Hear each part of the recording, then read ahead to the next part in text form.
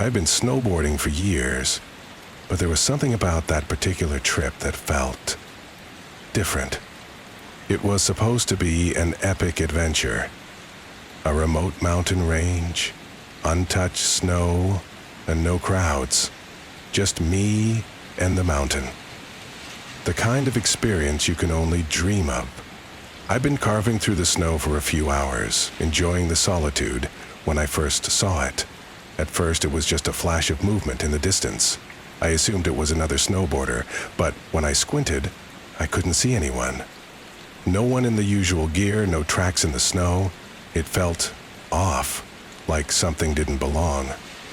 But I brushed it off and continued down the slope, telling myself it was just the wind or my mind playing tricks.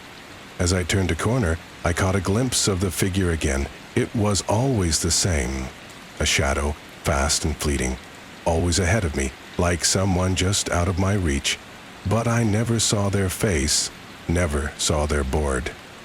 It was strange, unnerving, but I didn't think too much about it. I told myself it was just my isolation messing with my head. Then it happened again, only this time it was closer, much closer. The figure was moving in sync with me, as though it was mirroring my every turn. My heart raced. I stopped, trying to catch my breath. I scanned the empty slope, but the snow was silent, save for the sound of my own pulse thudding in my ears. There was no one. I decided to head back to the lodge. I had no explanation for what I'd seen, but the idea of being alone on this mountain, with whatever that was, didn't sit right with me. I began to make my way back, carving into the fresh snow with more urgency. And that's when I saw it. A figure, standing motionless at the edge of the slope about 100 feet ahead of me. This time, I could see it clearly. It was a snowboarder, or at least it looked like one. The problem was, they didn't move. They were just standing there, perfectly still, like they were waiting for something. Or someone. I tried calling out, but my voice didn't carry. I pushed myself harder, trying to close the distance. As I got closer, the figure didn't budge, just staring straight ahead. My breathing quickened as I neared, unsure of whether I should approach or turn around, but just before I could get within 20 feet of them, the figure vanished. No movement, no noise. Just gone. I stood there for what felt like an eternity, my heart pounding, my hands frozen on the edges of my board. There was no place for them to have gone, no trees to hide behind, no rocks to duck behind. It was as if they simply disappeared. I didn't waste another second. I turned and raced back to the lodge, never once looking over my shoulder. By the time I got back, I was a nervous wreck, my body trembling from the cold and fear. I told myself it was just a trick of the mind, a hallucination from being out there too long. But deep down, I knew what I saw wasn't something I could explain away. Later, I heard from the locals that there was a story about a snowboarder who had disappeared on that very mountain years ago, lost in a freak avalanche. The strange part? No one had ever found their body. I don't know if it was a ghost, a hallucination, or something else entirely. But I haven't been back to that mountain since, and I don't think I ever will. I've always preferred snowboarding alone. No distractions, no waiting around, just me, the snow, and the mountain. I'd been to this resort in Colorado a few times before, but this time I wanted something different. A guy at the lodge mentioned a hidden run off the backside of the ridge. Not on the map, he said. Locals call it Dead Man's Drop. He laughed when he said it, like it was a joke. I should have known better. Hiked up past the marked trails just before noon. The sky was clear. Visibility was good. And I felt confident. The snow was untouched. Perfect powder. I dropped in, carving hard, adrenaline surging through me. For the first few minutes, it was incredible. But then, it all started to change. The clouds rolled in fast. way faster than any forecast had predicted.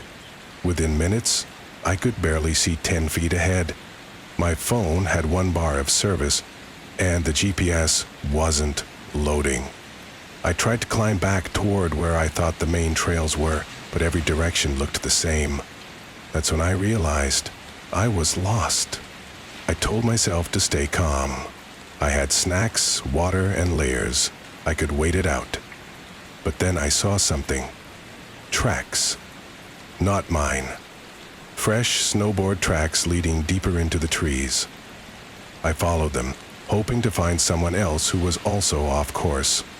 That's when I heard it, crunching in the snow behind me. I turned around. Nothing. No wind, no animals. Just silence. Then, later, I saw him. A figure in the distance, standing completely still between the trees, wearing dark gear and a reflective visor. I waved. He didn't move. I shouted. Nothing. I started toward him, but as I got closer, he stepped behind a tree, and when I got there, he was gone. For hours, this kept happening. I'd catch glimpses of him, standing still, watching me, never responding. I started to wonder if my mind was playing tricks on me. Maybe it was just another rider trying to find their way down, like me. But the longer I was out there, the more it felt off. I eventually found a small overhang and hunkered down for the night, hoping daylight would help. I kept my board nearby and tried to stay warm. Every so often, I'd hear movement, slow steps, crunching snow, but nothing ever came close. When morning came, I spotted ski patrol in the distance, bright red jackets like angels in the white. I waved like crazy until they spotted me. They said I was lucky to be alive. The temperature had dropped below 0 overnight. I asked if anyone else had been reported missing, maybe the guy I'd seen. They looked confused. No one else is out here. You're the only one. I didn't argue. Maybe they were right. Maybe stress and cold made me imagine things. But as they led me down the mountain, I turned back one last time, and just for a second, I saw him again, standing at the tree line. Still watching. I still think about that weekend all the time.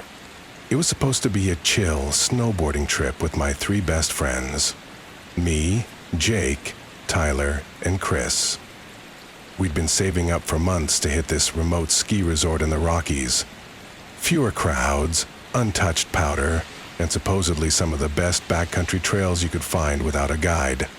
Jake was the most adventurous out of all of us, always looking for some hidden run or secret route. The second we got to the resort, he started chatting up locals, trying to find some off-map spot that wasn't listed on any trail signs. I thought it was dumb. Those places are off limits for a reason.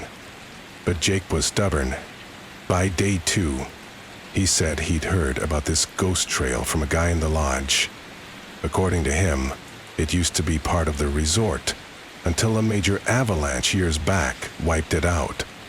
Now it was abandoned and barely used. No lifts, no grooming, nothing. Sounded sketchy, but Jake was obsessed.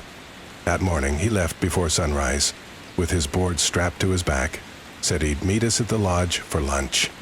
He never showed. At first, we figured he just got caught up in a long run or maybe found a different path back. But by sundown, we knew something was wrong. We reported him missing. Ski patrol started a search the next morning, but found his tracks leading off one of the back trails way past the warning signs. But then, nothing. The snow was disturbed, like something, or someone, had covered the trail. No prints leading back, no gear left behind. The official report said it was likely an accident. Maybe he fell, maybe there was another small slide, but I later found out something that still haunts me.